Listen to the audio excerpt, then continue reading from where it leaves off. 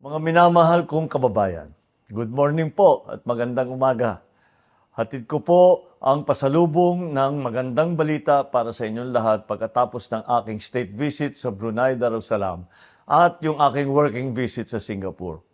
It is my inaugural state visit to Brunei Darussalam, an ASEAN neighbor, and this is the first time that a Philippine leader will deliver the keynote speech at the International Institute for Strategic Studies, also known as the Shangri-La Dialogue in Singapore. Both visits were productive and engaging. I met with His Majesty Sultan Haji Hassan al-Bolkiah Muizzuddin Wadwala and comprehensively discussed the state of our overall bilateral ties. This year marks 40 years of diplomatic relations between our two countries, and our conversation covered many facets of our relations, from defense and security, maritime cooperation, economic cooperation, and people-to-people exchanges.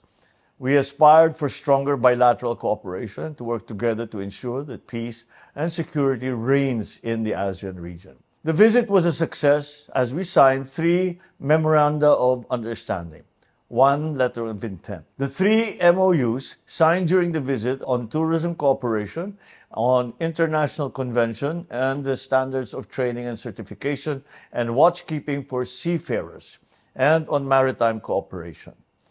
The MOU on tourism cooperation will provide our respective tourism agencies a definite roadmap to ensure a sustainable and continuous stream of tourists who will be attracted to visit and to explore each other's countries. Through the MOU on STCW, our overseas Filipino seafarers who were issued Philippine national certificates are now recognized in Brunei. Finally, the signing of the MOU on maritime cooperation provides Brunei and the Philippines a good foundation for maritime activities to be undertaken jointly. Our respective agencies have also signed a letter of intent on agricultural cooperation, which will serve as a precursor for further cooperation ensuring food security between our two countries. In addition to these successes on the bilateral front, we also further assured Brunei that it can count on the Philippines' support on regional affairs, as we stated our clear position for Brunei to establish the ASEAN Center for Climate Change. While in Brunei, our key government players and business sector engaged in productive dialogue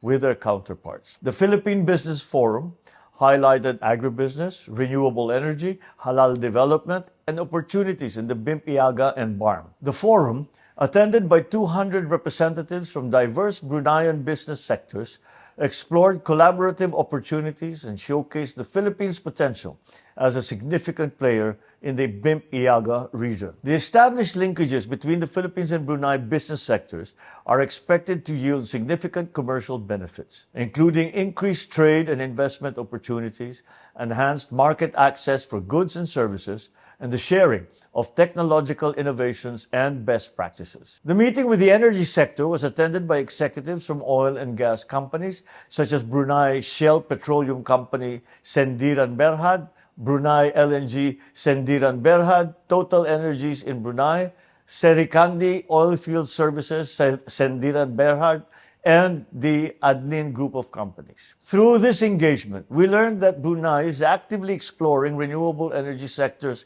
opportunities by establishing interconnections with neighboring countries. I share that likewise, the Philippines is also attempting to increase the share of renewable energy on top of the current oil and gas energy mix with the help of existing legislation such as the Renewable Act of 2008. We assure Bruneian businessmen that the Philippine government is committed to encourage foreign investors and players in the renewable sector, and in the process continue to boost our country's trajectory in economic, sustainable, and inclusive growth. Mga kababayan, we will continue to work to realize our dream of being a high-income economy by 2040. While we are on the topic of jobs, I also met with the Filipino community in the Sultanate. Through the years they have spent here, they have proven to be an invaluable part of the economy of the Sultanate. During our engagement, I assured them of my administration's tireless endeavors and projects in ensuring their safety and well-being. Maraming salamat po sa inyong lahat.